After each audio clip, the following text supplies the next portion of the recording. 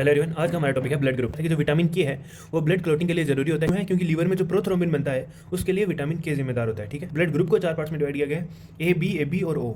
25% ए पाया जाता है, 35% बी ब्लड ग्रुप पाया जाता है, 10% ए बी और 30% ओ ब्लड ग्रुप पाया जाता है। एंटीजन क्या होता है? एंटीजन में होता है ग्लाइकोप्रोटीन, और ये आरबीसी की सरफेस के ऊपर पाया जाता है। ये दो टाइप का होता है, ए और बी। जबकि जो एंटीबॉडी होता है उसमें प्रोटीन होता है, और ये प्लाज्मा में पाया जाता है। ये दो टाइप का होता है, एंटी ए और एंटी बी। एंटीबॉडी एंटीजन के अपोजिट पाया जाता है, और इसे एंटी सीरम और इम्यूनोग्लोबिन बी कहा जाता है। ब्लड ग्रुप ए बी और ओ, चार हमने ब्लड ग्रुप पढ़े थे। अब ए ब्लड ग्रुप में एंटीजन होता है ए, तो इसका अपोजिट हो गया बी एंटीबॉडी मिलेगा।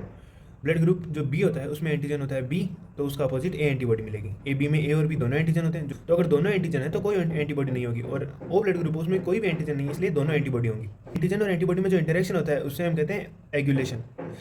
ओ होता है ना ब्लड ग्रुप ओ, उसे यूनिवर्सल डोनर कहा जाता है, क्योंकि उसमें कोई एंटीजन नहीं होता। और जो ए बी है यूनिवर्सल एक्सेप्टर कहा जाता है। क्यों कहा जाता है? क्योंकि उसमें कोई एंटीबॉडी नहीं होती। तो यूनिवर्सल डोनर कौन है? ओ। यूनिवर्सल एक्सेप्टर कौन सा है? A B. तो जो बाहर से हम प्रोटीन सब्सटेंस डालते हैं हम उसे कहते हैं एंटीजन, और बॉडी के अंदर उसके अपोजिट एंटीबॉडीज बननी शुरू हो जाती है। उसके बाद एक नई डिस्कवरी हुई थी, बॉम्बे ब्लड ग्रुप। ये बॉम्बे में पाई गई थी 1952 में। जो वाई.एम. भेंदे नाम के साइंटिस्ट हैं उन्होंने इसकी डिस्कवरी की थी, और इसमें एच एंटीजन होता है ना, वो एब्सेंट होता है। तो ये कोई ज़्यादा खास फैक्ट नहीं है, ये ज़्यादा नहीं पूछा जाता।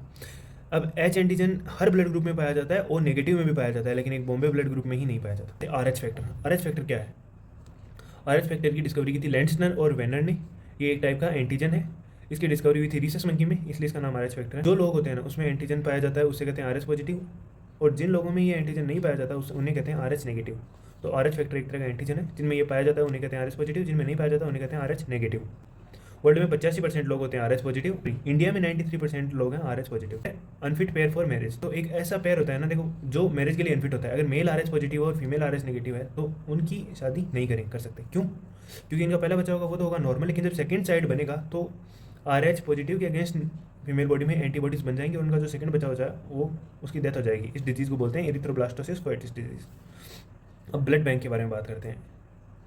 जिस आदमी की उम्र 21 से 60 साल तक है सिर्फ वही ब्लड डोनेट कर सकता है। उम्र क्या है? 21 से 60 साल का आदमी ब्लड डोनेट कर सकता है। एक बार में अपने शरीर का 10% ब्लड डोनेट कर सकता है, और 2 हफ्ते बाद वापस डोनेट कर सकता है।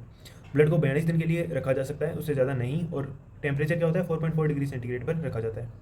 ब्लड के अंदर एंटीकोगुलेंट ऐड किए जाते हैं उसे क्लोटिंग से रोकने के लिए। कौन कौन से किए जाते हैं? ईडीटीए, सोडियम सिट्रेट और सोडियम डेक्सट्रेट। ये एंटीकोगुलेंट क्या करते हैं? ये कैल्शियम को रोक देते हैं ताकि ब्लड की क्लोटिंग ना हो। कल हमने बताया था ब्लड क्लोटिंग के लिए कौन सा मिनरल एसेंशियल होता है? कैल्शियम। तो एंटीकोगुलेंट कैल्शियम को रोक देता है ताकि ब्लड क्लोटिंग ना हो। उसके बाद साइज़, तो साइज़ में डब्ल्यूबीसी सबसे बड़ी होती है, आरबीसी छोटी होती है, और प्लेटलेट्स कम होती है। तो ये ब्लड ग्रुप का कुछ पार्ट था, जिसमें सबसे इंपॉर्टेंट तो आर एच फैक्टर सेक्शन आते हैं, और एक ब्लड ग्रुप सेक्शन आते हैं, और एक सबसे इंपॉर्टेंट ये है कि जो पेयर है वो मैरिज के लिए फिट नहीं है। तो लड़का आर एच पॉजिटिव और लड़की आर एच नेगेटिव है, तो इस पेयर की मैरिज नहीं करवानी चाहिए। So thank you everyone.